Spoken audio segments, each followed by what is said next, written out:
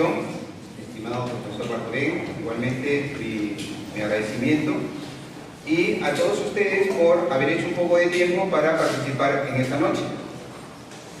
Conforma la mesa en estos momentos como panelistas 3 destacados profesores, 2 de ellos alumnos que fueron míos en el posgrado y uno que será alumno mío en el posgrado de San Marcos. Espero que ese propósito lo hagas realidad pronto. El tema que vamos a tratar es autonomía privada, o la actualidad de la autonomía privada, autonomía contractual y sus efectos. Algunos tendrán en mano, porque le hemos entregado una ponencia que va a ser publicada en el libro Homenaje por los 30 años del Código Civil peruano, y que nosotros lo tomamos como base para desarrollar esta noche nuestra exposición. ¿Qué es la autonomía privada? ¿Para qué es la autonomía privada? Y de la autonomía privada, ¿qué se desprende? ¿O cuál sería la mejor expresión de la autonomía privada? La autonomía contractual. Los contratos no tendrían la presencia, la significación y no tendrían la valía y la tipicidad con la que se manejan a nivel internacional si no tuvieran, indudablemente, como base a la autonomía contractual.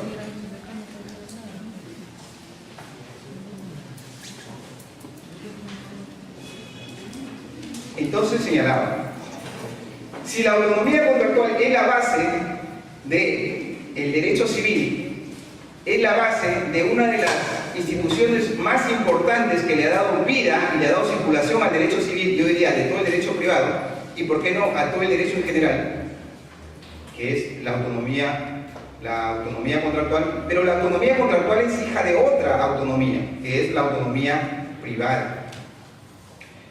Y nos preguntamos otra vez, ¿qué es la autonomía privada? ¿Qué se considera como autonomía privada? Es la autonomía que tenemos todos nosotros para decidir de la forma como queremos para desarrollar nuestros propios intereses. Esta autonomía privada era, en el tiempo de los franceses, la autonomía de la voluntad. Pero esa autonomía de la voluntad fue observada puntualmente por los profesores, primero por los profesores alemanes, luego por los profesores españoles y finalmente, pasando por el filtro de los italianos, en el caso de Perú por el profesor Carlos Fernández Cesarego, profesor sanmartino que todavía sigue produciendo y para el bien de todos nosotros. Dice, la autonomía de la voluntad lleva como base que la voluntad tenga autonomía. Y lo que nosotros conocemos, dice el profesor, es que los que tienen autonomía son los sujetos de derecho. Por ende, si son los sujetos los que tienen esta autonomía, no es su voluntad. La voluntad no podría, independientemente del sujeto, manejarse. En definitiva, entonces, es el sujeto el que tiene esa autonomía, y el sujeto privado. Por ende, se imprimió y se acuñó el término de autonomía privada, para significar que el privado tiene esa libertad para actuar, regular, vincularse y para hacer lo que piensa, lo que quiere con relación a otras personas, dentro de algunos parámetros que le marca también el propio derecho, que son los parámetros de las normas de orden público y las buenas costumbres. Esa es la autonomía. Y ese es el pilar fundamental del cual se alza todo el edificio del derecho privado. Pero si los ordenamientos jurídicos reconocen esta autonomía, ¿cada uno puede hacer lo que crea conveniente con esa autonomía? No. Porque de pronto tiene límites. Autonomía o libertad lleva in situ pronto aquello que se denomina límite. Yo puedo tener libertad para hacer siempre y cuando no perjudique y no atente contra los derechos de los otros. Eso es lo que le reconocen los ordenamientos jurídicos a los sujetos. Entonces, yo puedo vincularme, regular mis intereses pero siempre y cuando no atente con lo que se conoce como normas de orden público y buenas costumbres. Lo primero entonces es preguntarnos, ¿qué son las normas de orden público? ¿Y qué son las buenas costumbres? Algunos que diríamos pronto, las normas de orden público, si se transgreden, convierten en actos ilícitos. Y si se transgreden las normas de buenas costumbres, se convierte en actos inmorales. Por lo tanto, reconocimiento también que le resta valía a esos actos dentro de nuestro propio ordenamiento. La autonomía, entonces, decimos, es el pilar fundamental de todas las relaciones patrimoniales que se tienen en el ordenamiento jurídico a nivel internacional y en el propio que tenemos también acá en el Perú. ¿Cuál es la situación que tiene la autonomía privada, su situación con relación a las demás instituciones? La propiedad podemos desplazarla porque tenemos esa autonomía. Podemos incorporar nuevas instituciones en el ámbito de sucesiones porque nos reconoce esa autonomía. La autonomía entonces es el manto general que podemos utilizar en el derecho privado para poder decidir lo que queremos. Porque yo puedo tener autonomía en el ámbito del acto jurídico. Yo puedo tener autonomía privada en el ámbito del derecho de familia. Igualmente, esa autonomía privada la puedo utilizar en el ámbito de los derechos reales. Pero, si yo quiero focalizarme exclusivamente en el ámbito de los contratos, tendría que individualizar esa autonomía privada para convertirla en una autonomía estrictamente contractual. Porque la autonomía privada como globalidad, puedo yo, como les había indicado, lo puedo utilizar hasta en el derecho internacional privado. Pero la autonomía privada, la autonomía contractual, si voy al derecho internacional privado, tendría que ir a la zona exclusivamente de contratos.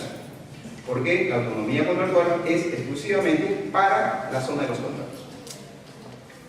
Avanzando allí, entonces podemos preguntarnos lo siguiente también.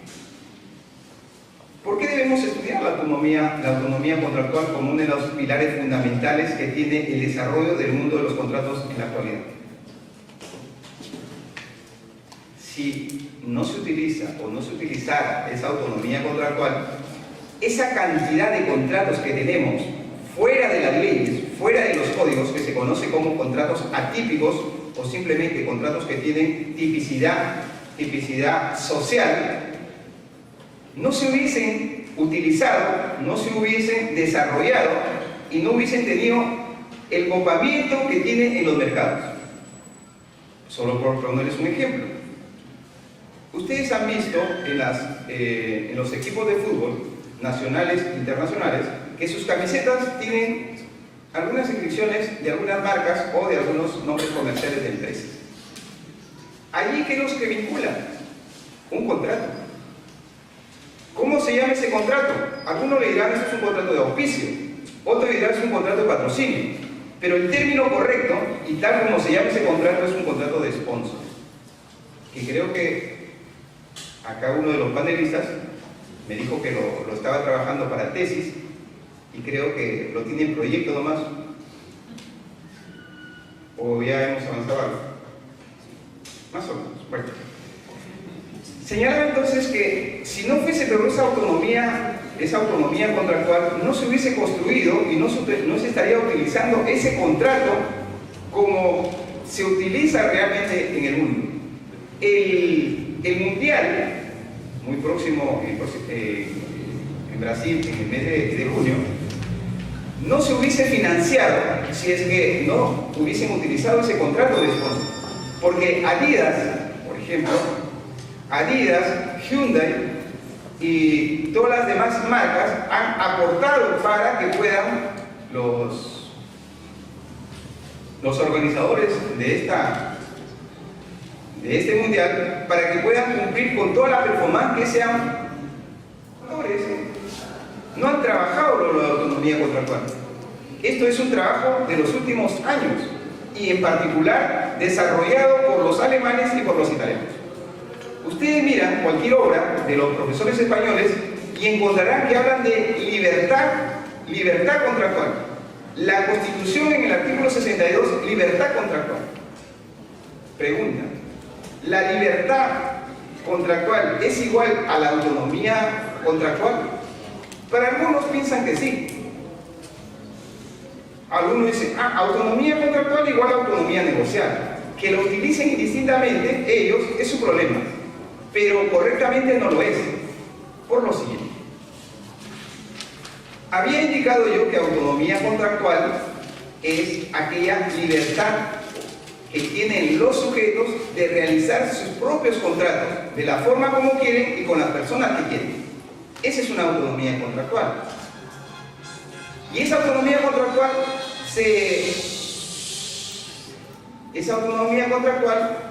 se expresa a través de libertades.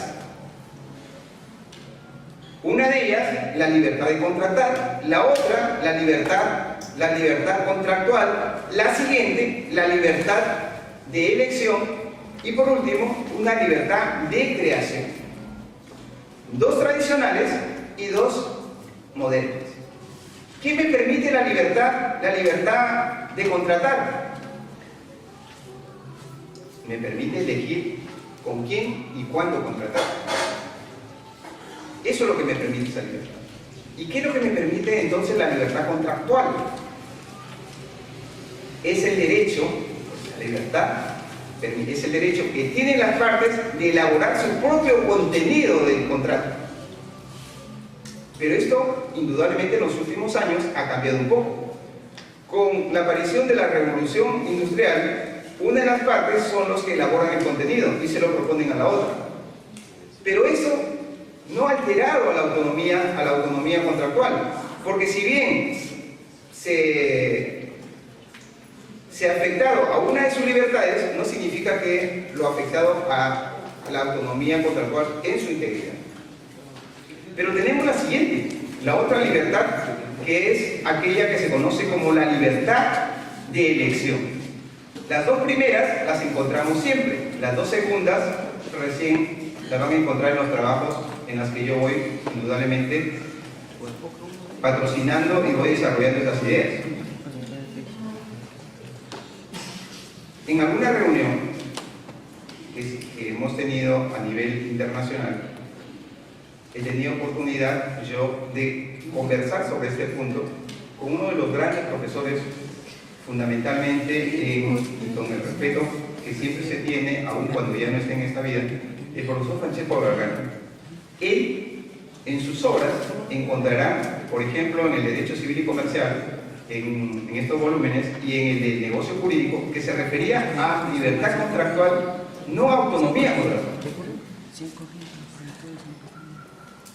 Conversando con él y explicándole que le decía, no puede ser lo mismo si hablamos de autonomía privada. Tenemos focalizado en el ámbito de los contratos una autonomía contractual que tiene sus expresiones. Y esas expresiones no puede ser el género para que luego tengamos libertad contractual y libertad de contratar. Lo mismo. No podría ser. Y en ese momento, el profesor Francesco Gargano tomó apunte. Tiene algo de razón, me dijo. No había reparado en eso.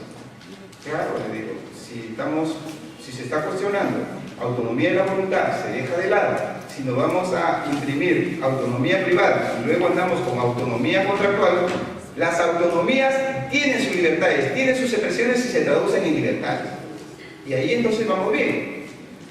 Si ustedes revisan, por ejemplo, el Tratado de Derecho Civil en la edición 2009 y la de 2011, encontrarán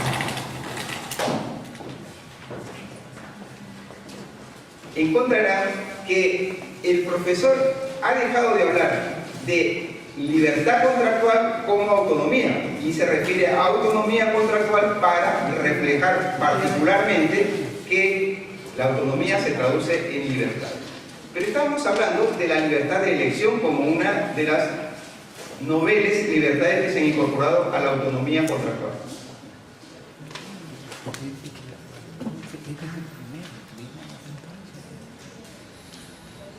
Bueno, yo sigo. Libertad estaba en libertad de elección. El ordenamiento jurídico me ofrece a mí, a través de Código Civil, Código de Comercio o Código de Consumo, me ofrece un conjunto de contratos de los cuales yo puedo elegir para estipular y para poder regular mis propios intereses que tengo en ese momento. Pero si no encuentro en esos códigos, yo puedo ir a mirar a las leyes especiales. Si no encuentro en leyes especiales o en leyes generales, voy a leyes particulares. Me voy explicando con un ejemplo. Si yo quiero referirme al contrato de leasing, ¿dónde lo encuentro? ¿En el Código de Comercio? No, el Código de Comercio de nosotros es de 1902 y en 1902 ni se pensaba en leasing. Entonces en el Código Civil peruano, sí, hay una norma simplemente que se refiere a arrendamiento financiero. ¿Y dónde se ha regulado? Entonces, si seguimos esa lógica que debemos buscar en los que nos da el Código Civil, en los Códigos de Comercio, no lo encontramos, en el Código de Consumo tampoco lo encontramos, en leyes generales no lo encontramos, entonces vamos a una ley especial y lo encontramos en el artículo 299. Dice, está entonces regulado este contrato. ¿Puedo yo elegir ese contrato que está regulado en una ley especial? Pero puede pasar que yo tengo un interés adicional a lo que me permite ese contrato. Entonces empiezo a buscar. No hay ninguno de los contratos que me ofrece el ordenamiento jurídico. Voy a ver los que me ofrece el mercado. Empiezo a revisar y tampoco de los que me ofrece el mercado me sirve para regular mis propios intereses. Ya agoté mi libertad de elección de los tipos que me ofrece el ordenamiento jurídico, de los que me ofrece el mercado, y no me sirven particularmente para mis propósitos. Entonces me salto a la otra libertad, esa libertad que se conoce como libertad de creación. Y yo pensaría que dentro de la autonomía contractual es la libertad reina de las libertades que puede ofrecer la autonomía contractual. Porque es la base de la creación de nuevos institutos contractuales. Si no tuviéramos esa libertad de crear, no tendríamos los 40, 50 contratos que tenemos fuera de los códigos civiles y fuera de las leyes en particular. No tendríamos ni siquiera los contratos denominados swap, los contratos de opciones, no tendríamos los forwards, no tendríamos los derivados financieros ni los derivados de crédito. Imagínense, si no utilizáramos esa fórmula de libertad de creación. Pero la pregunta cae nuevamente. Nosotros podemos crear cualquier tipo contractual que se nos antoje. Claro, pero debemos tener algunas restricciones también. ¿Y qué tipo de restricciones? Las primeras que se colocan en todos los códigos. Que no atenten ese contrato que yo estoy construyendo, que estoy elaborando, que estoy creando, que no atenten contra las normas de orden público y de buenas costumbres. Pero eso simplemente no. Dos que le podemos agregar. Vamos al Código Civil Italiano y dice, este contrato cumple con todos los requisitos de un contrato, pero vayamos a analizar si merece reconocimiento del ordenamiento jurídico, la meteribolexa de lo que hablan los italianos. Pero si es un contrato lícito, claro que es un contrato lícito, pero que cumple con todos los parámetros, sí, pero queremos evaluar si ese contrato merece que el ordenamiento jurídico lo proteja o lo ampare. ¿Eso lo tenemos nosotros en nuestras normas? No. ¿Eso que le ha servido mucho a los italianos? Sí. Pero les sirve de filtro, les sirve de valoración de que ese contrato va a tener una función social, no simplemente una función particular para los intereses de las partes en esos momentos.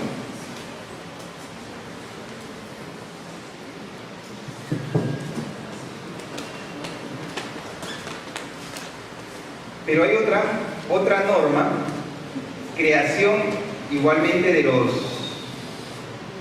profesores, y particularmente el profesor Miguel Reale, uno de los constructores del Código Civil de Brasil, que considera que los contratos deben tener una función social.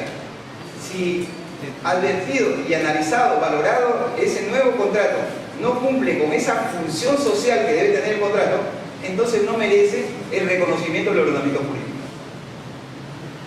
En suma, tenemos control directamente del ordenamiento jurídico que va a calificar ese acto que nosotros hemos creado o ese negocio que nosotros hemos creado.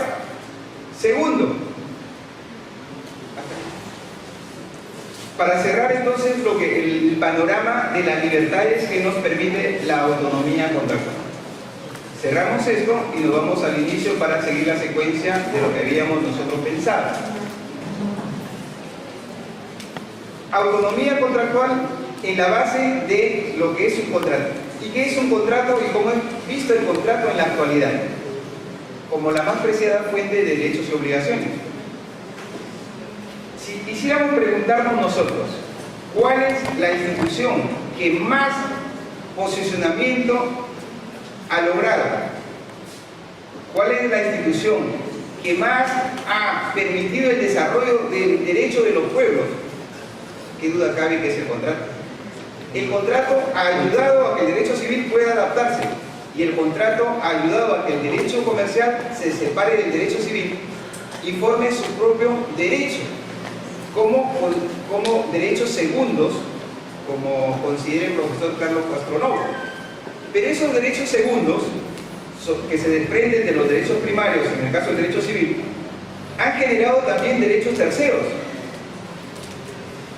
como en el caso del derecho comercial, que de él se ha desprendido el derecho societario, el derecho cambiario, el derecho de la crisis de empresa, el derecho al comercio internacional.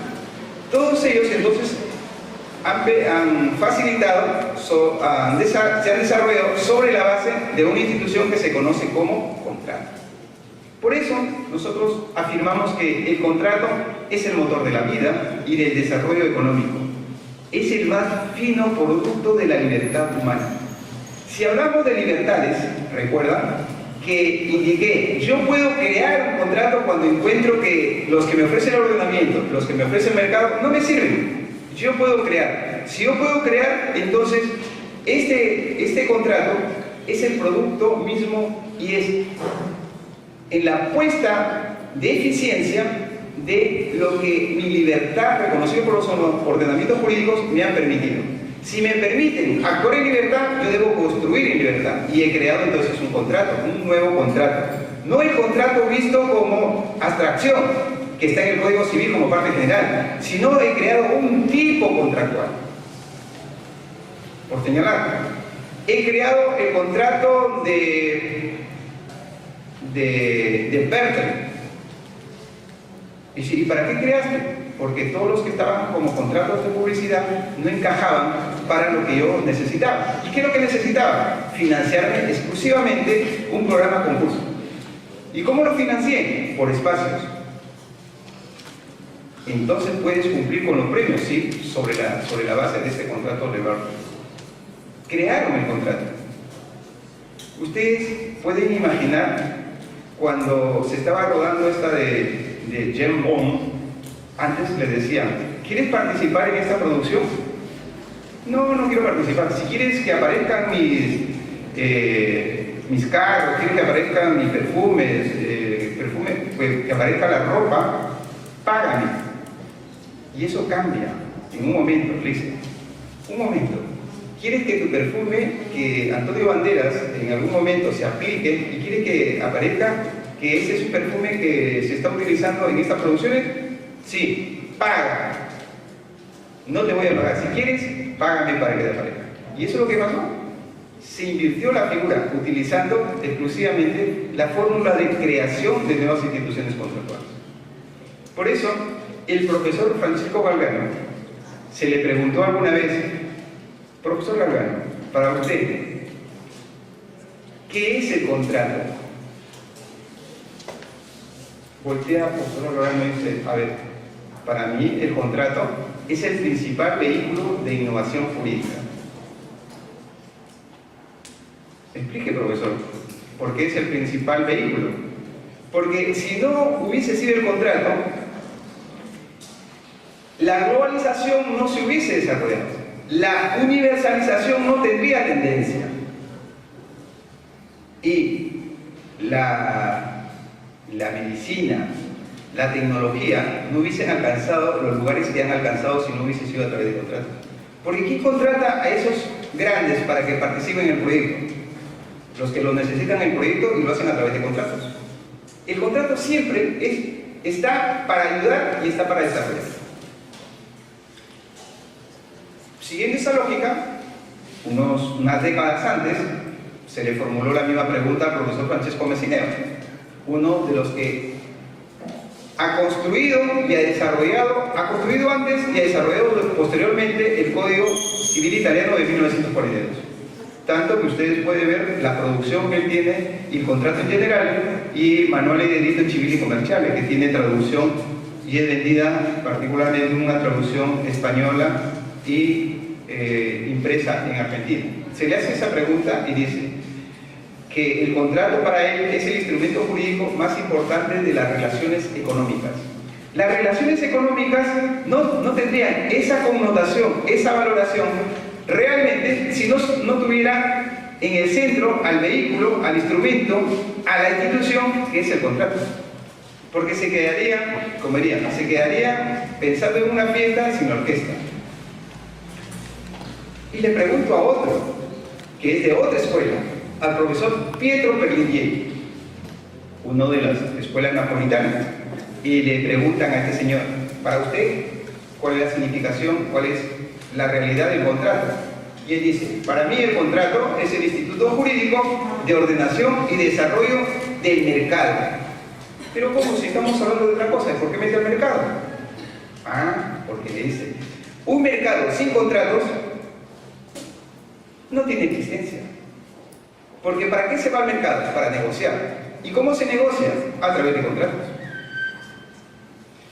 Yo he creado el mercado tradicional, las ferias. ¿Y qué se van a hacer a las ferias? Voy a vender productos. Compro para vender. Y ahí todo el que se va es a comprar y a vender, comprar y vender. Entonces otra vez contratos. Sobre esa base de las ferias y de pequeñas reuniones que se tenían por determinados tiempos es que nace y se va desprendiendo el derecho comercial con los mercaderes, precisamente en este mundo del desarrollo que se ha tenido a través de la historia del derecho civil. Dice, explicando un poco, de ordenación y desarrollo del mercado. Ordena el mercado. Pensemos en otro mercado, no el tradicional, mercado de valores. Si el NICE, el mercado de valores de Nueva York, no se realizaran las transacciones que se realizan, ese mercado perdería importancia en el mundo y no fuera a ofrecerse esos productos financieros de ese mercado. El NASDAQ, que es el mercado de valores exclusivamente para las empresas de las nuevas tecnologías, no tendrían el perfil que tienen y las ganancias y la presencia en el mundo que tienen si es que indudablemente no se realizarán contratos. Porque cuando los que tienen el Facebook fueron a colocar acciones, ¿dónde fueron? Fueron precisamente al NASDAQ. Los que van con Google, ¿dónde van a ofrecer sus acciones? Precisamente al mercado del NASDAQ.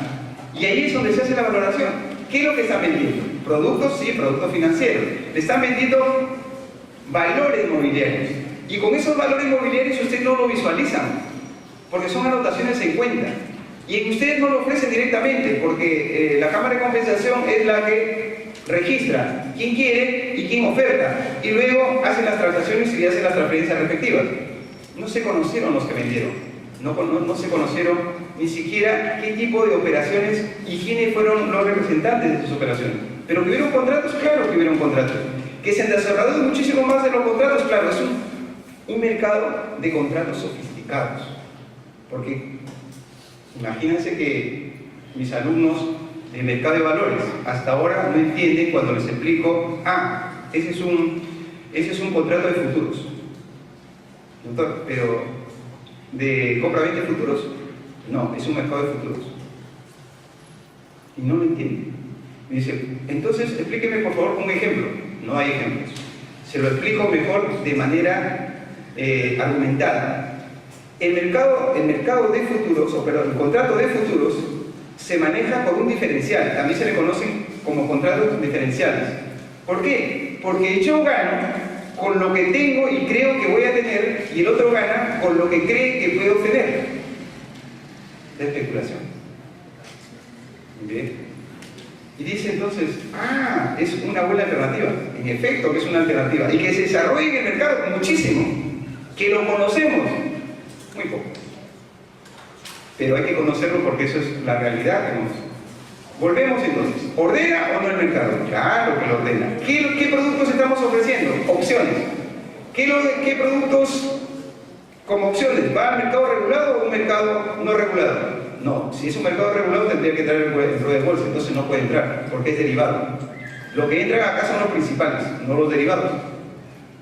Pero son contratos iguales, claro, pero la fluctuación que tenga el principal repercutirá en el derivado. Yo gano con el derivado en la medida que se gane con el principal. Muchos de ellos, por ejemplo, no se han desprendido de lo que han adquirido, pero otros que no han adquirido nada han ganado mucho más precisamente del que tenía el contrato principal. Para darles un ejemplo, yo compro un paquete de acciones de Google en NAG.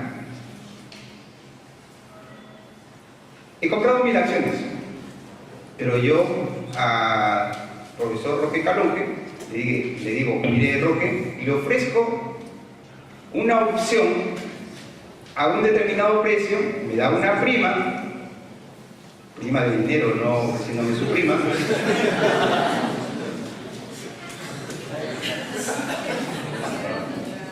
No me haga presar, por favor. No. Y le digo que es por un tiempo determinado,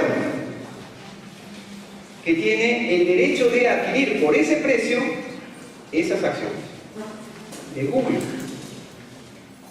Pero el profesor Calonge se los ofrece a su amigo Juan Carlos Vázquez y le dice, mira, yo tengo esta opción, he pagado tanto, pero como la cotización está subiendo, seguro que te va a ser beneficioso, así que te vendo esta opción. El profesor Juan Carlos Vázquez, indudablemente es interesante, le compra. Ganó ya el profesor Roque Calonge.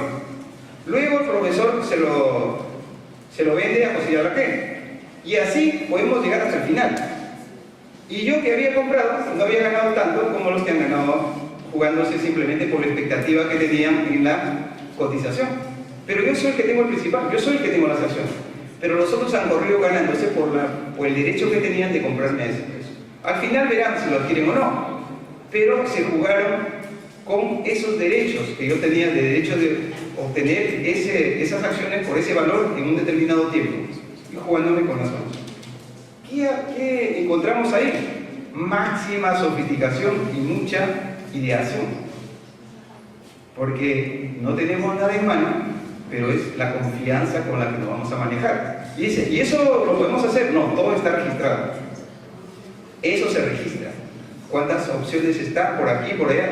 Van registrados. Que están fuera de los mercados regulados, sí, pero ese es un mercado de derivados. Que ese es el mercado precisamente que no ha podido controlar los Estados Unidos, por eso no sabe al momento cuánto es lo que realmente debe por esta crisis financiera que ha tenido en 2007-2008.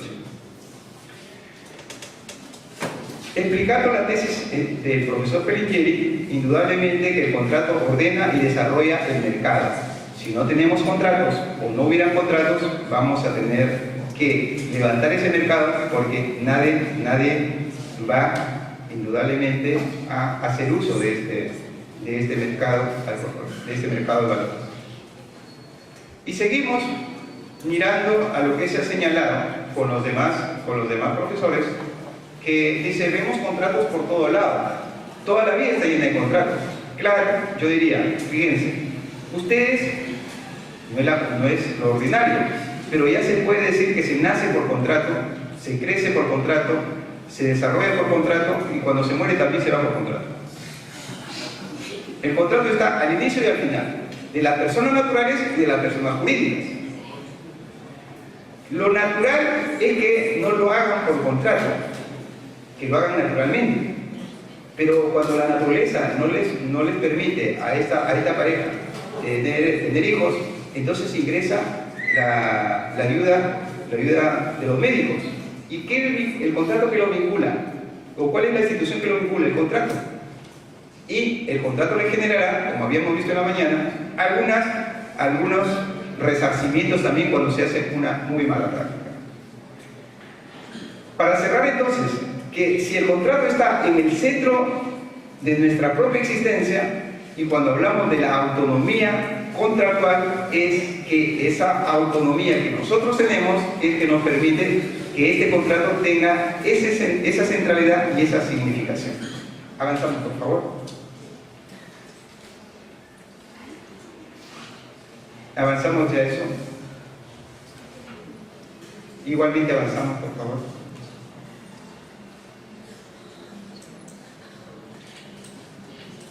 Solo por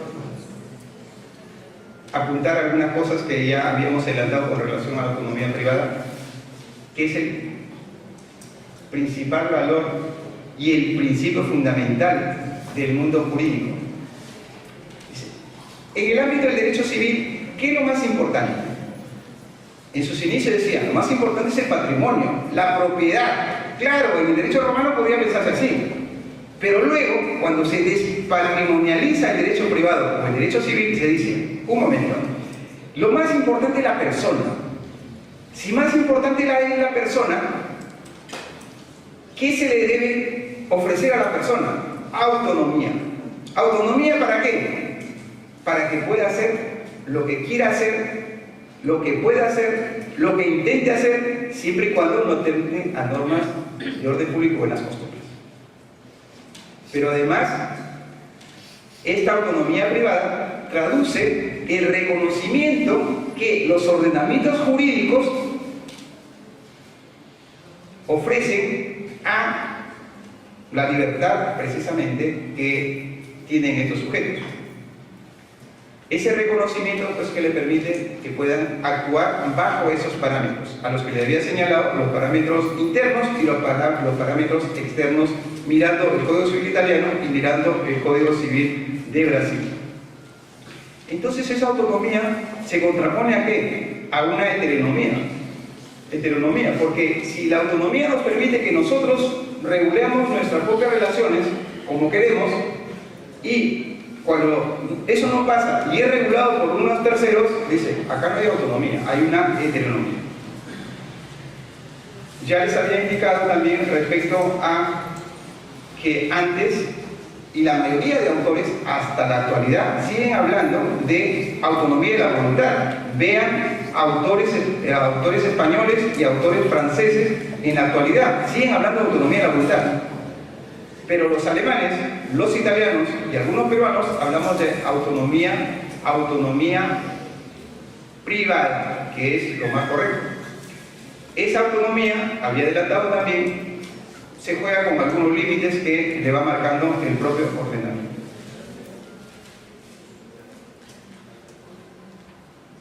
Cuando hablé de autonomía contractual, les hice o les presenté una noción. ¿Recuerdan? De la autonomía contractual.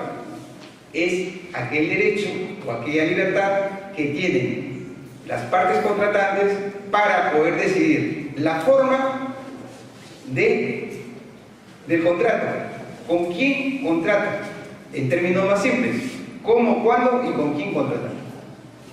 Eso es la noción amplia que podemos tener de la autonomía contractual, con sus respectivas libertades que les había hecho mención: contratar, contractual, de elección y de creación.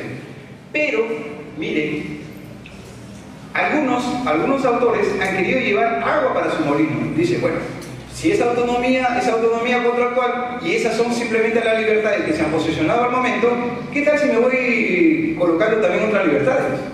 Por ejemplo, ¿qué? Dice, a ver si yo puedo elegir la estructura de negociación. Claro, si le están diciendo que usted puede crear su propio tipo de contrato. No, dice, no quiero crear un contrato. quiero distanciarme de la forma como voy a formar un contrato. Ah, no. El ordenamiento jurídico le ha permitido a usted que siga las fórmulas de la formación del contrato. Pero dice, si son normas dispositivas. Claro que son normas dispositivas, pero esas normas dispositivas tienen toda una tradición. Ah, si no puedo hacer eso, entonces yo puedo colocar, tengo una libertad denominada libertad sancionadora. Por ejemplo, ¿qué? Puedo incluir yo cláusulas penales, pero usted puede incluir. Pero también puedo incluir otras cláusulas. Por ejemplo, puedo incluir yo un shopping. ¿Y para qué quiero incluir eso?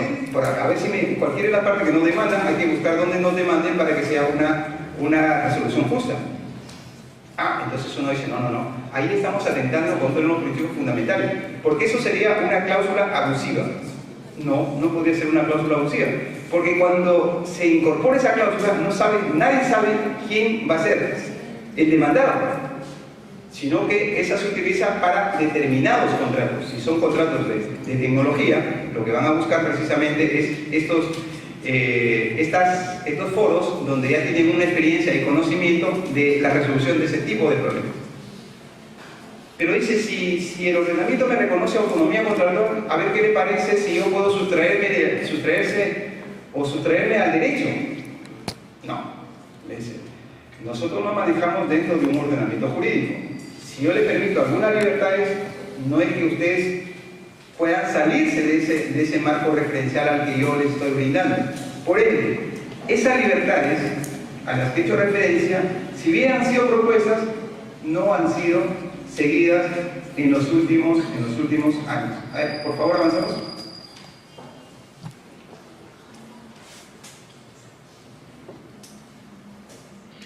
¿Cuáles son los límites a los que se habían hecho referencia? Y eso da algunos efectos. Los límites a esta autonomía contractual son normas imperativas y buenas costumbres. Un apunte sobre normas imperativas. Recuerden siempre, todas las normas son de obligatorio cumplimiento, siendo normas dispositivas o normas supletorias. Entonces, ¿dónde está la diferencia? Que yo a las normas imperativas tengo que cumplirlas y no tengo derecho a sustracción alguna. Es decir, que en la propia norma se va a decir, si es dispositiva, dirá, salvo pacto en contrario. Y en todo lo que no está estipulado en el contrato se aplicará supletoriamente tales normas. Norma supletoria, norma dispositiva. Dispositiva porque podemos disponer de esa norma, porque en la base de todo el derecho privado está lo que decían las personas. Las normas imperativas entonces es propio del derecho público, no del derecho privado. Porque esas normas imperativas tienen por propósito salvaguardar los principios fundamentales de ese ordenamiento jurídico. Si es salvaguardar esos principios fundamentales y fundantes, no puedo no puedo reemplazar por la voluntad que yo pueda, con la otra parte, decidir para apartarme de estas normas. Por ende, yo puedo, entonces, siendo una norma dispositiva, si yo no he dispuesto lo contrario, simplemente va automáticamente a aplicarse esa norma. Si yo he cubierto toda la relación contractual, no voy a aplicar las supletorias. Las supletorias están a merced de cuando no hemos cubierto nada.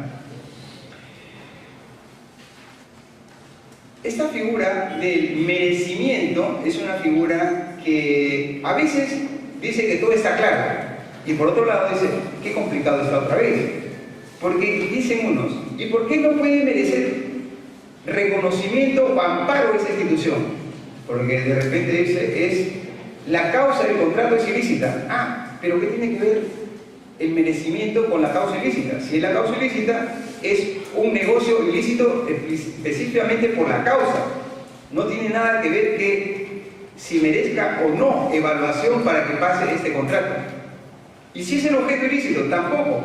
El objeto y la causa ilícita dan como resultado ¿qué? La nulidad del contrato. Eso es lo que dan. Ese es el resultado. Por ende, no tendría nada que ver ahí. Es otra valoración que la que se tiene que hacer. En el caso de la función social, esa es una incorporación de los brasileños. y que realmente no ha tenido mucho éxito porque nadie lo sigue.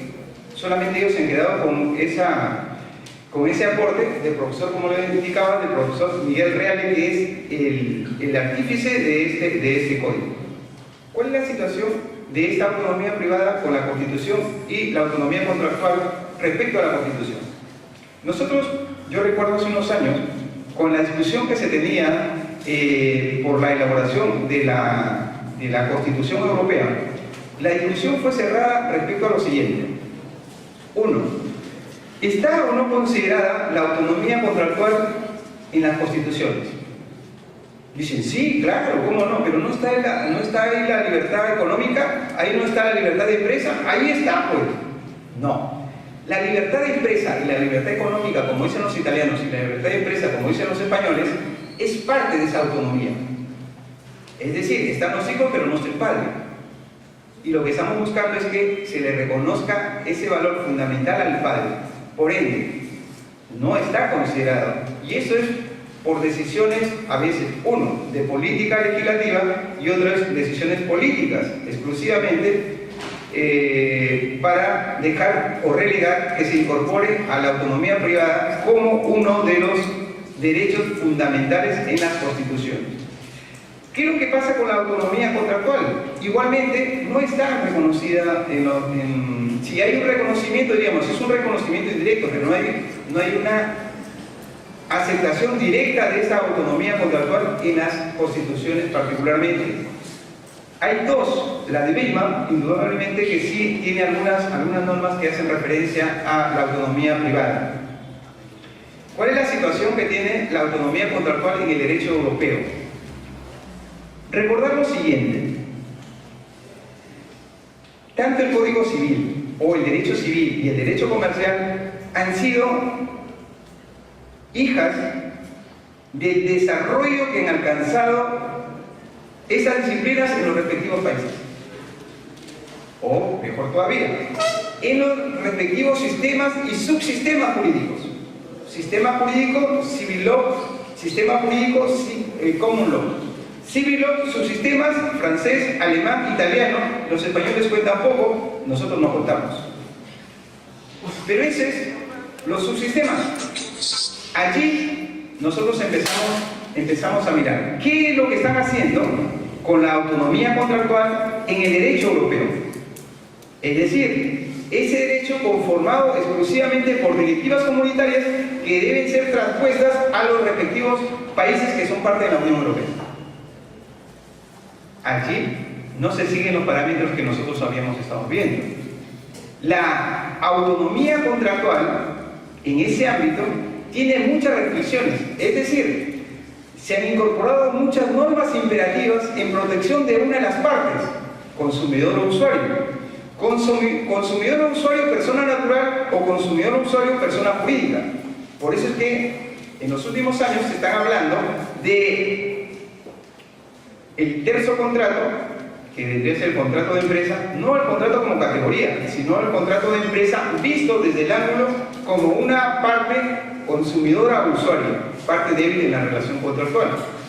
Allí es donde se ha trabajado y se ha dado el vuelco total en protección y en limitación de esta autonomía contractual.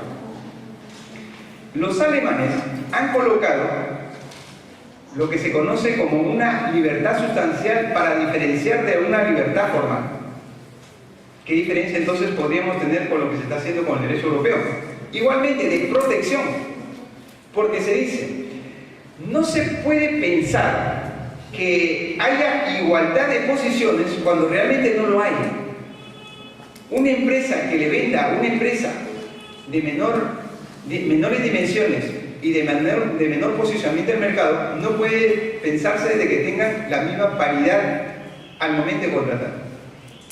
Si eso se advierte, indudablemente, esa disparidad, nosotros debemos proteger aquella que merece la protección. Por lo tanto, esa libertad sustancial va a ser equiparada un poco a la incorporación de normas imperativas en protección de una de las partes, como lo que ha hecho todo el derecho de consumo.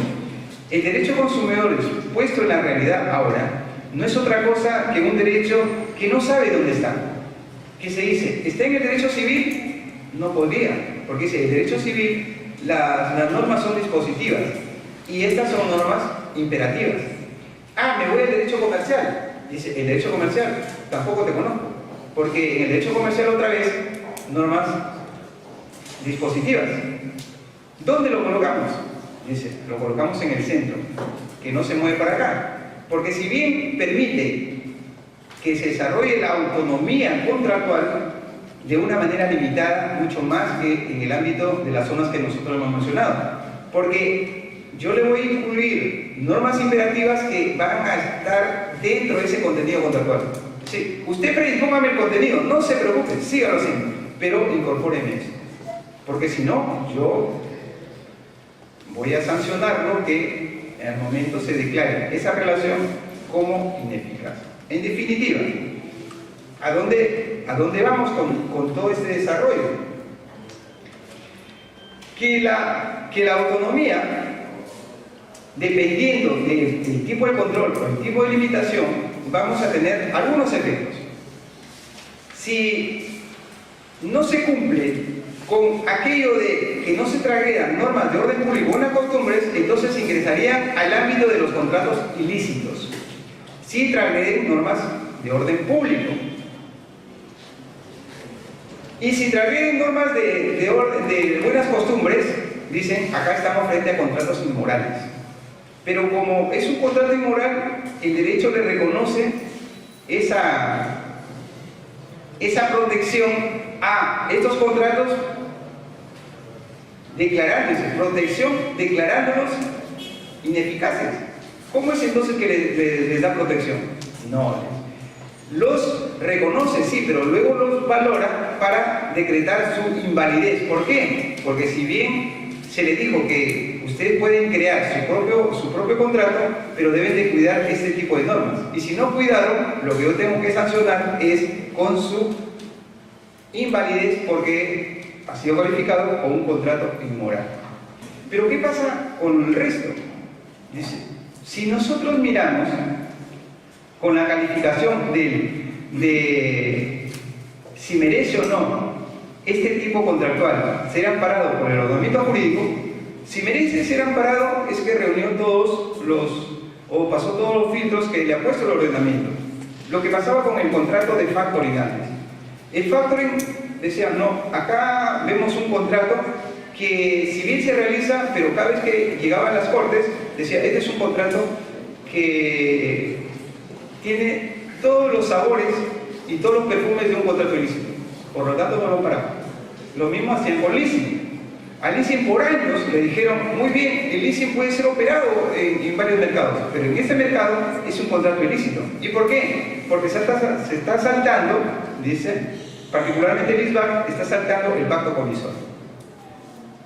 Esa valoración que se hacía en ese momento ha cambiado. Ahora, en el ordenamiento italiano, la Corte de Casación indudablemente lo ampara ahora como uno de los negocios que dejaron de ser irrelevantes para convertirse en un negocio importante para el propio mercado. ¿Qué conclusiones podemos tener de todo esto? Que la autonomía privada nos sirve o aporta al derecho, nos sirve a nosotros y aporta al derecho lo que las personas pueden hacer para desarrollar, para vincularse, desvincularse y regular con otras personas los intereses que los vinculan a esas personas. Y por el otro lado, en el caso de la autonomía contractual, el solo hecho de que una de sus libertades sea la fuente creadora de nuevos tipos contractuales, vende por sí misma la calidad o la trascendencia que tiene la autonomía privada para el mundo del derecho. Si la autonomía privada, aun cuando algunos todavía sigan hablándole de libertad contractual, si esa autonomía privada no tuviera la significación y el desarrollo que viene alcanzando en otros países, no tendríamos la cantidad de contratos que nosotros podemos ahora utilizar. El número de contratos que se van creando para satisfacer estas necesidades es incalculable. A veces yo pienso, digo, ya conozco todos los contratos que hasta el momento son los más importantes, pero de pronto encuentro otro que también tiene las características parecidas a este, pero es un contrato nuevo. Y así uno va mirando y va avanzando cuál es la utilidad, cuál es la trascendencia, cuál es la importancia y cuáles son los efectos de mirar particularmente a la autonomía contractual en este siglo. Yo pienso que la autonomía contractual ha aportado mucho más de lo que cualquier jurista y profesor de derecho civil o derecho comercial pueda imaginar. Eso es lo que podríamos decir por esta noche con relación a ese tema de la autonomía contractual, importancia y sus efectos que hemos mencionado. Quedamos para algunas preguntas y el respectivo comentario de los panelistas respecto a lo que hemos señalado esta noche. Muchísimas gracias.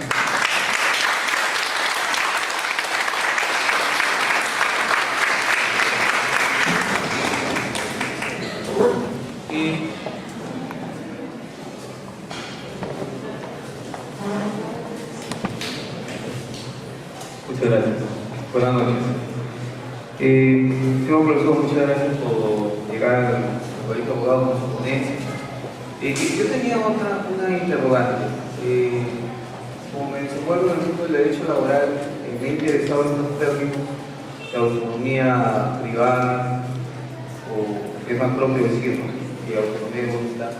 En el sentido siguiente, ¿no? Se hablaba de que habían 4 tipos de libertades: libertad de contratar, libertad de contractuar, libertad de elección y libertad de creación. No sé si se podría citar si existe o no libertad contractual en los contratos de trabajo. Okay. A ver, gracias, profesor Rojo. Pasa con que en el derecho laboral se hace un reconocimiento distinto de las autonomías. Allí se indica una autonomía colectiva y una autonomía individual. Los profesores que tratan el tema se refieren a esto particularmente. Y si se mira realmente en lo de los contratos comerciales y civiles, es donde se desarrolla esta autonomía a la que le hago referencia. En el derecho laboral ha salido del ámbito del derecho privado para colocarse en el ámbito del derecho público, aun cuando haya sido originalmente del derecho laboral, haya salido del derecho civil, porque el derecho civil en sus inicios incorporaba al derecho privado y al derecho público. Luego el derecho público alzó velas y se quedó solamente el derecho privado en el derecho civil. Eso ha permitido que el derecho laboral vaya construyendo su propia estructura con sus propias instituciones. Hay un profesor, Playa, que estudia ese tema y estudia el tema hablando de autonomía colectiva y autonomía individual para referirse a la contratación laboral. Muchas gracias, profesor. En el caso, la palabra del profesor. Doctor, por su ponencia, siempre magistral. Lo escuchaba en el tema de la libertad de creación. Yo se me ocurrió unas cosas, ¿no? En este laboratorio jurídico, a un abogado, bueno, y para crear un contrato no creo que necesariamente tenga que ser abogado, ¿no? Una persona crea una nueva figura. Este creador, le digo, ocurrido esta noche, podría tener alguna protección ante que copien para poder registrar sus contratos, la creación, un aporte al derecho. A ver, gracias, José. El profesor Gagano hacía referencia precisamente a este punto. Dice, muchos de los contratos han sido creados a solicitud de los clientes de grandes empresas. Las firmas solicitaban, las firmas comerciales solicitaban a las firmas profesionales para que le elaboren un contrato bajo estos perfiles. El que le pagaba era el cliente, la firma comercial, a esta firma profesional para que le haga ese contrato. Pero una vez que le ha creado, no puede registrar derechos de autor, porque ya pertenece al tipo contractual colocado en el mercado. El mercado es el que lo recepciona. Piense usted, cuando por primera vez una persona le comenta a su equipo de abogados que quiere hacer una franquicia y quiere desarrollar su negocio ya no personalmente, sino a través de terceros, pero él ganando como si estuviese desarrollando. Dice, ¿cuál es el propósito? El propósito es que yo crezca en una red que pareciera que yo lo estoy haciendo, pero lo voy controlando, pero es otra empresa. No obstante, voy desarrollando mi propio negocio. Se pone a pensar el del estudio de abogados y dice, a ver, lo perfilamos de esa manera, que vayan, y en el camino lo vamos mejorando. Pero lo colocamos al mercado. Nadie se acredita y dice, yo soy el creador del contrato de franchising, o yo soy el creador del contrato de merchandising, o yo soy el creador del contrato de product placement. No, son los grandes estudios los que perfilan los intereses de los clientes y luego los clientes le pagan por ese contrato y ese contrato se vuelve simplemente un contrato que puede ser utilizado por cualquiera y no podría registrarlo diciéndole, oiga, usted no puede utilizar mi contrato porque yo soy el creador, págueme regalías. Eso simplemente en música, y con el señor que estuvo metido en un problema porque todo cobraba, no pasaría en este caso los contratos. Gracias, doctor. A ver, don Juan Carlos. Doctor José de Casablanca, señores del Ilustre Colegio de Abogados de la PLP, el principio del agradecimiento por la invitación. Esta zona viene de la ciudad de la comarca. Doctor, es un comentario y dos preguntas. El comentario reside sobre justamente la evolución de lo que era la autonomía de la voluntad con relación a la autonomía privada. Actualmente usted es uno de los representantes de esta. Y yo veía, ya no desde un punto de vista de la ciencia de la norma jurídica, sino que la voluntad, por ejemplo, está ampliamente desarrollada dentro de la ciencia del comportamiento humano y de los procesos psíquicos, la psicología, para yo poder justificar también esa evolución, como usted bien ha dicho en el trabajo, no solamente terminológica. En psicología, por ejemplo, cuando se refiere a voluntad, se habla de tres características: que debe ser libre, objetivamente condicionada y que sea consciente. Y a partir de ese grado de conciencia o atención que tendrían los privados para poder relacionarse y para no solamente conocer lo que quieren con relación a este instrumento, sino con relación también a los efectos que se van generando, es la persona. Y allí se cumple lo que usted mencionaba. Uno de los primeros representantes es el profesor Fernández Nadeco, que usted ya lo desarrolla en el trabajo, en donde manifestaba que esa voluntad viene a estar dada, representada solamente como instrumento, porque es la libertad la que esencia o la que fundamenta esta.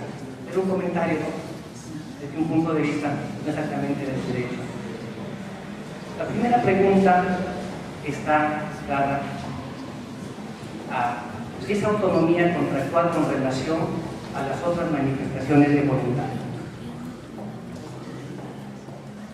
Esa página en blanco de la que se cita en el material, ese estatuto contractual, esa posibilidad de autodeterminarse para poder relacionarse, buscar los efectos, incluso querer las partes aplicar una ley que no sea la peruana, el derecho internacional privado, si otorga esa facultad.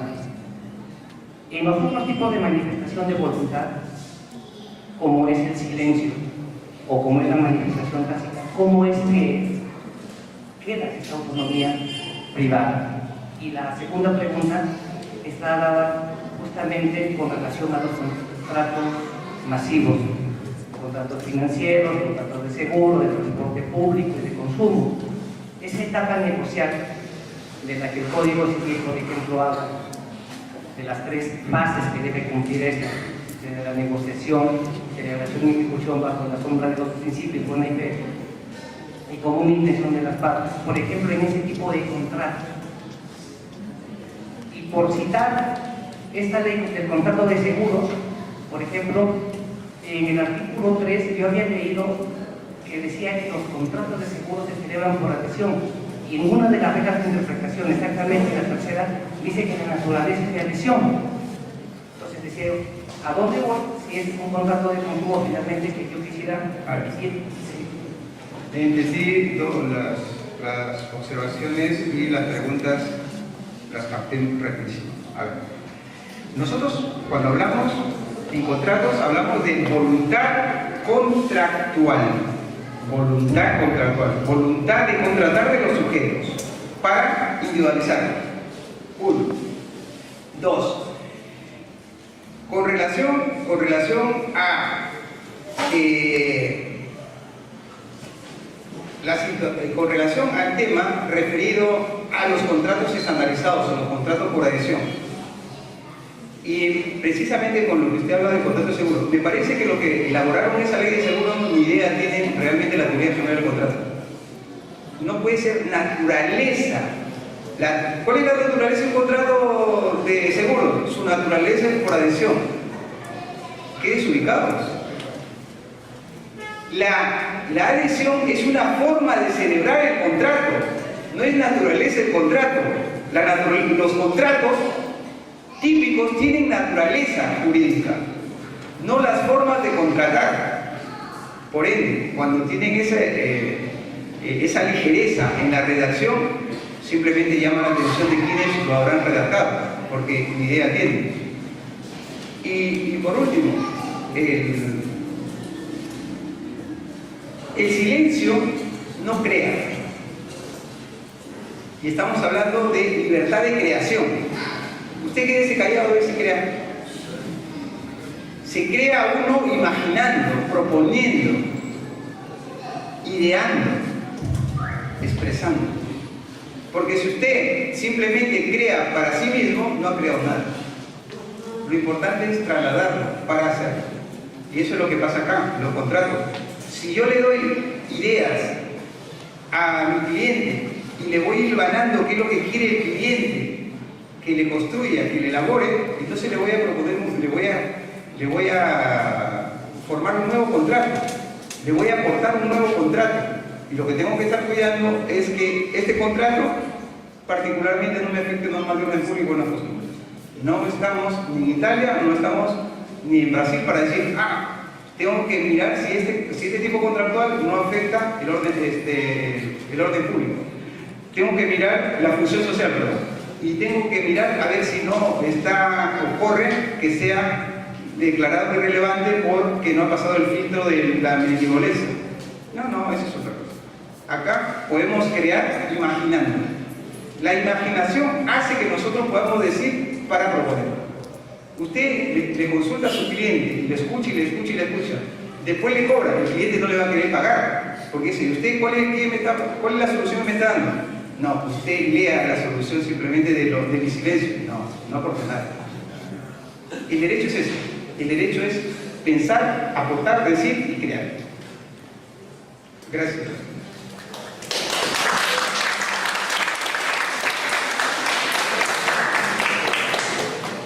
Pásale acá por favor, al profesor.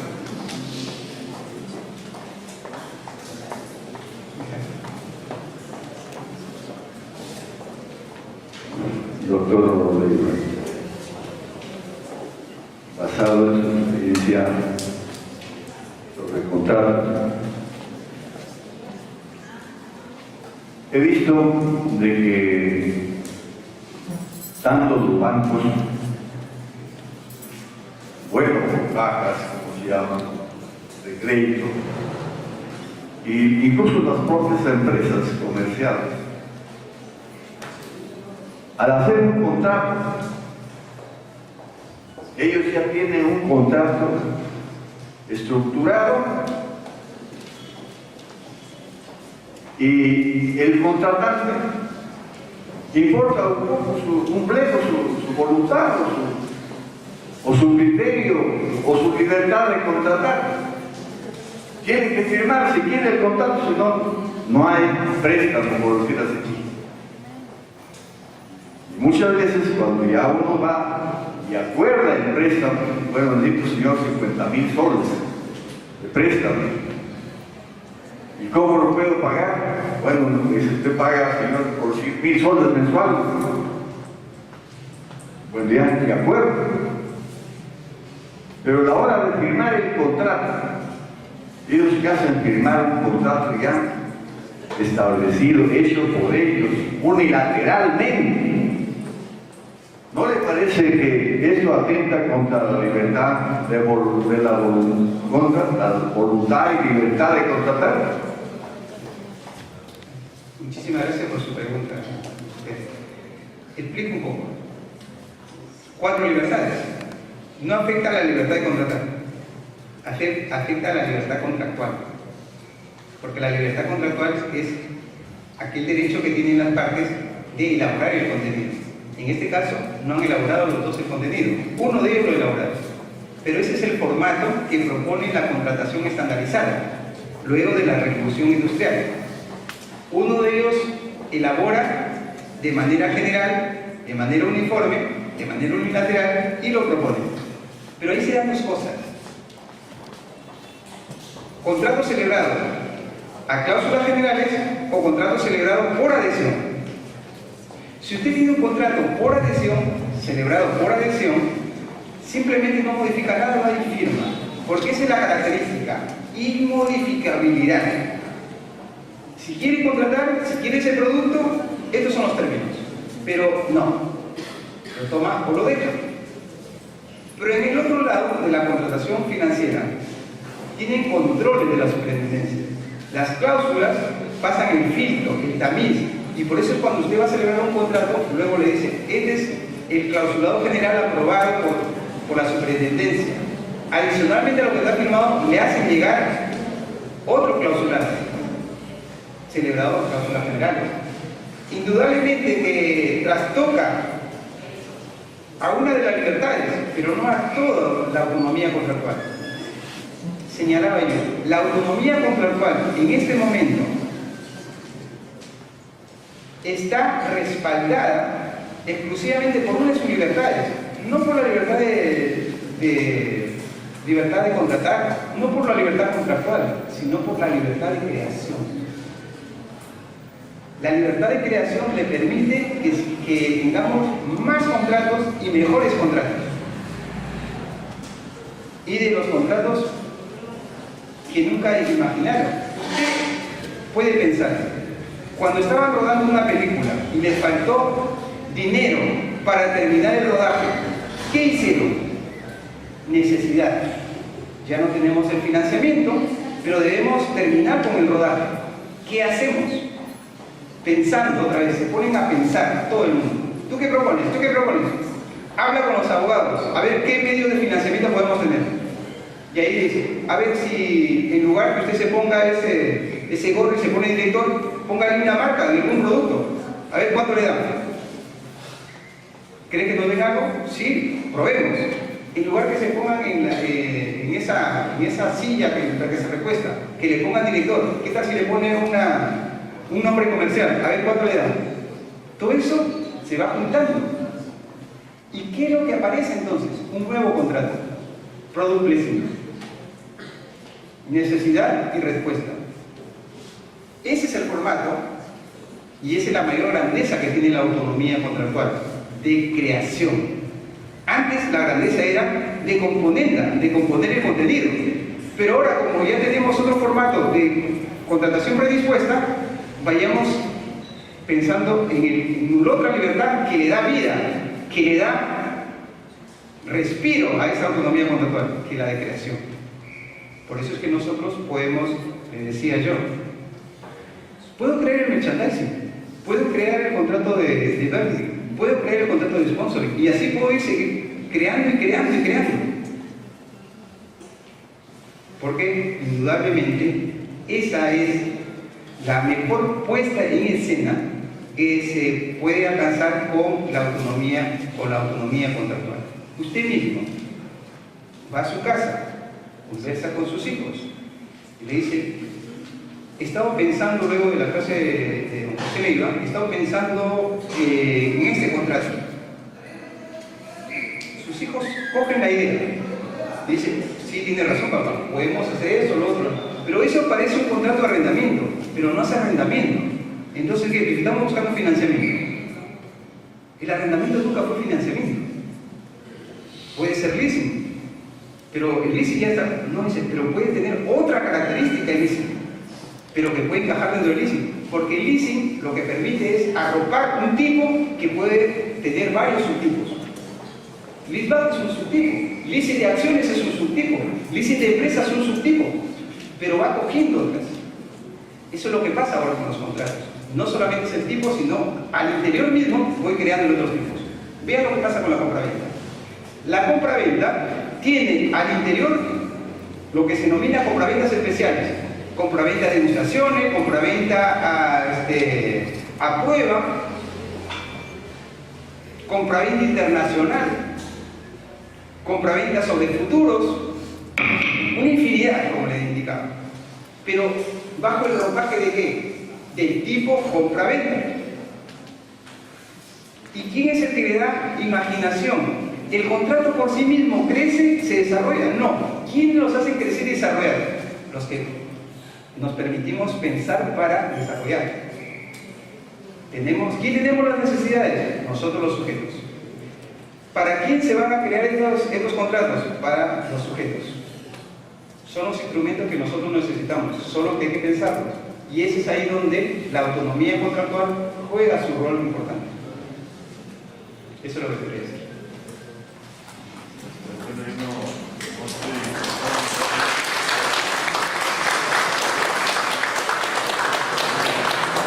Porque en las cláusulas del contrato ya estructurado por los bancos, por las empresas, establece pues intereses que no se pueden pagar. Entonces, por decir, el prestamista, el que hizo el contrato para prestar el dinero, no pudo pagar 2 meses. Ya no debe, por decir, los 60.000 soles que tenía que pagar, ya va a pagar 80. Pero por eso es el sistema financiero. El sistema financiero, para que le otorgue a usted un préstamo, para que le haga un financiamiento, le hacen toda una valoración. Si usted puede pagar y no tiene problemas, usted nunca tendrá problemas, pero tendrá problemas cuando no puede pagar. Entonces, ¿qué pasó? No se hizo un correcto análisis de si podía usted pagar o no cumplir, o podía devolver el financiamiento. Claro. La cuestión se complica cuando no se puede, pero esa es la excepción, porque si no, imagínense cuántos contratos corren buscando financiamiento. Todas las obras del Mundial ahora que se están terminando para el Mundial de Brasil están siendo financiados a través del mercado de valores, pero son operaciones de financiamiento. Alguien que incumple quiebra todo. Pero lo que se trata es de cuidar que alguien no incumpla, sino que todos cumplan para poder el resultado. En el caso suyo, si usted cumple porque contrató porque pensó que podía, no va a tener ningún problema. Porque en el ámbito de los contratos, y particularmente en el ámbito financiero, es mucho más oneroso aquello que no se hace. Eso que podría decirle, y permítame a usted, yo le argumento. Yo desarrollo ideas, no trato de imponerle ideas porque usted, cada uno tiene su manera de pensar y seguro tiene alguna experiencia que ha tenido con el propio sistema. En el sistema, para cerrarle la idea, fíjense, yo en los posgrados tengo muchos alumnos que trabajan en el sistema financiero. Hace poco, en San Marcos, analista financiero hacia un alumno. ¿Y usted puede creer que sabía el tipo de contratos? Sabía, pero no lo que debía saber. Y cuando me trajo una noticia precisamente sobre el contrato de LIS, me trajo los contratos de su institución, le dije, este contrato tiene esta cantidad de problemas, tiene problemas hasta de redacción. Esto se contrapone con esta cláusula. Por lo que pasaba con lo que señalaba acá Juan Carlos. Los que elaboran no saben a veces ni lo que elaboran, simplemente van trasladando y le dicen, ¿y qué significa esta cláusula? Ni idea tienen. Acá, en Chiclayo, muchos de los que usted habló, de banca, de cajas, Cajamarca de Chiclayo, he tenido muchísimos alumnos en la maestría de gerencia empresarial. A ver si saben realmente de contratos. Recién han aprendido cuando les hemos ido haciendo y explicando y poniéndole ganas para que estudien, y tienen altos cargos. Ese es el problema. Y es cuando usted le pregunta cómo se soluciona eso, no le dan una solución. Por eso es que contratan a estudios de abogados para que cuando están colgados, ellos lo saben. Muy bien, gracias.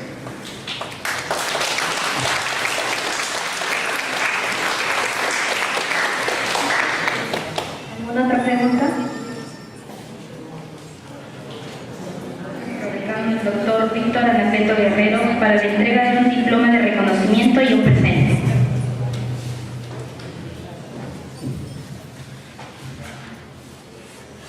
Vamos a hacer entrega del diploma de reconocimiento al doctor José Leiva Saavedra por su ponencia muy importante, interesante esta noche. Doctor Leiva, reciba este diploma de reconocimiento de parte de nuestro colegio de abogados.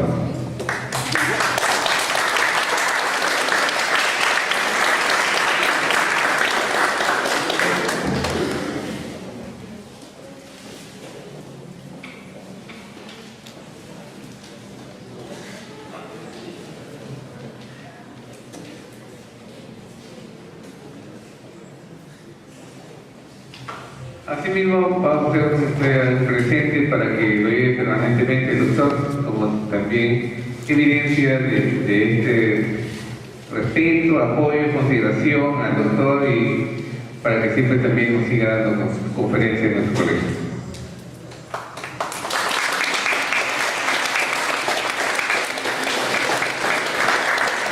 Agradecer su presencia y a invitar para el día de mañana, el Día de la Madre, que va a haber compartir con todas las madres abogadas de 6 a 12 de la noche, y están invitadas a las madres.